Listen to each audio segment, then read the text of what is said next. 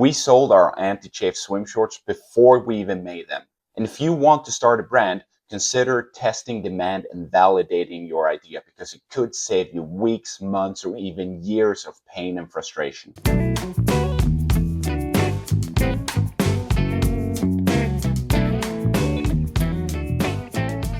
So here's a little bit of a backstory. Me and my brother have really big legs. We have really big thighs. We come from a big sports family. My brother did ice hockey. I've played ice hockey. We just in general have a very strong legs. And obviously this led to us chafing a lot when we were wearing swim shorts. And we tried different swim shorts. We were trying the mesh liner, and we were trying all kinds of different swim shorts, and none of them really fitted what we wanted. And many of them didn't have any stretch. They had this mesh liner, was super uncomfortable and really gave us bad chafing. Everything literally rubbed and hurt, and it was painful. And when we went into the water, the chafing combined with the salt water, if we walked into the ocean, was horrible. The burn was really, really bad. So we thought, this sucks, and what can we do about it? So we decided, let's make our own swim shorts brand and build these anti-chafe swim shorts. But we encountered one real big problem, which was we didn't even know if people wanted this or if people were even interested in something like this.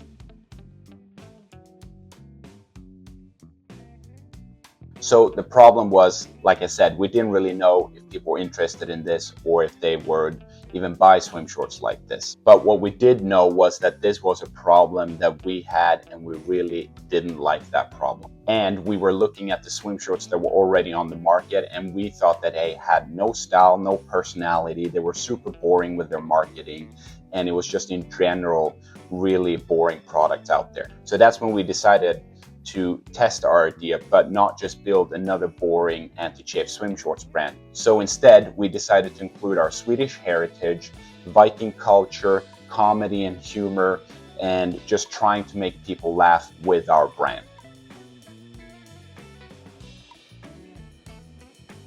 And at the time, we had no name, no logo, no real product. It was just an idea.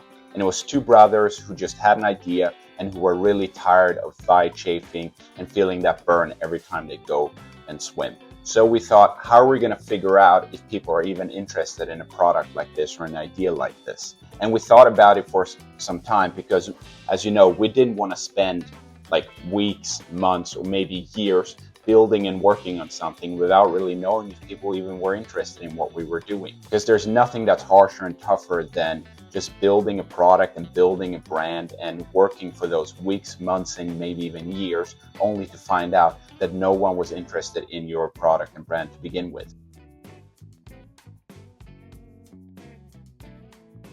So here was the plan that we created.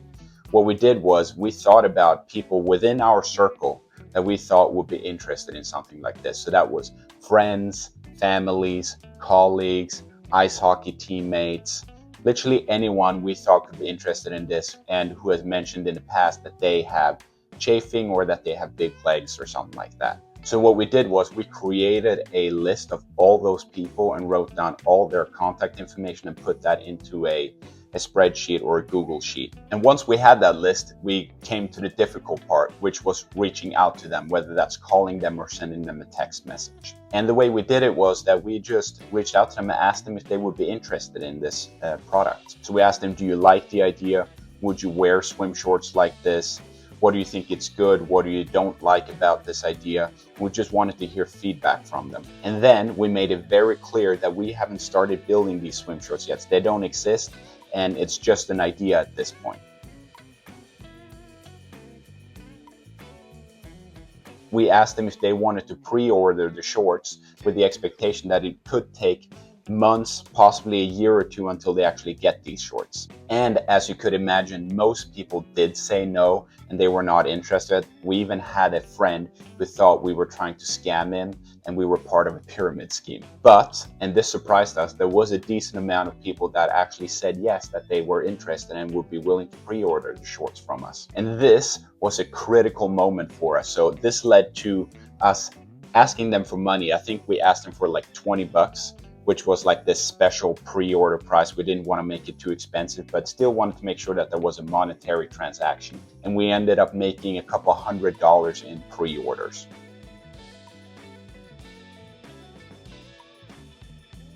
And this shocked us a lot, and it told us something very important.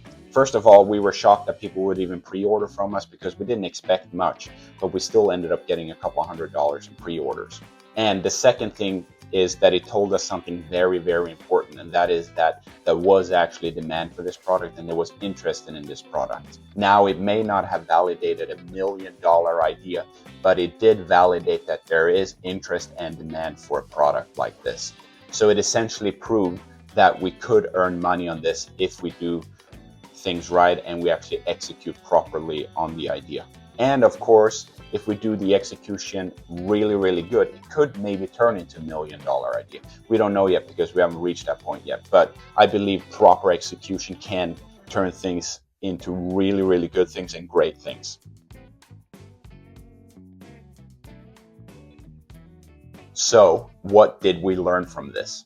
Number one, I've built businesses in the past, and every time I've built them in the past, I never tested demand, and all of them failed. So what this taught us is it's better to test first and build after. Because the thing is, your idea is not really worth anything until someone gives you money for it. And even then, it might not be worth a lot, but then at least you have some form of validation and confirmation of demand that someone is interested in your idea and that it actually has some form of worth. But the important thing is that words don't matter.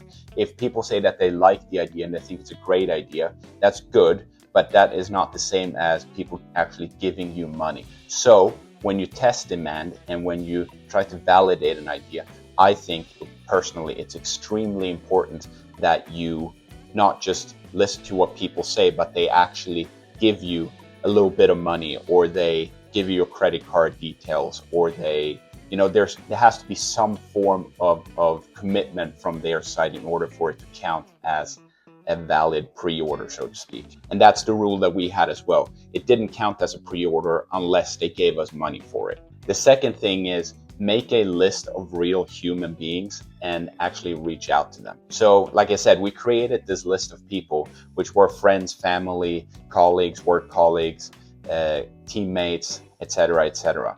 And we just created that list, and then we reached out to them and asked them for feedback. And like I said, some bought and some didn't buy. But the thing is, we just wanted to get a little bit of feedback. And even the people who didn't buy, we asked them why they didn't buy and what it is that they liked and didn't like. And then we also asked them for feedback, what we could make better and what we could do in order to maybe get them to pre-order or purchase in the future. And that resulted in us getting a lot of good, positive, and great feedback that we hadn't thought about before. And obviously that then helped us to build a brand and build a business that our target audience really likes and loves. The third thing was to make the money transaction super easy. So when people decided to pre-order, we wanted to make that transaction as easy as possible. And the way we did that was that we just asked them to wire transfer us the money. There was no, Stripe or, giving cash or anything. That we just want to just send us a wire transfer, here are the details, and just make the transaction as easy as possible. Because I personally believe if you can lose a lot of customers and pre-orders by just making the pre-order process and the process of them giving you money too difficult. So keep that super simple. That's what we learned as well, and that's what we're still trying to do to this day.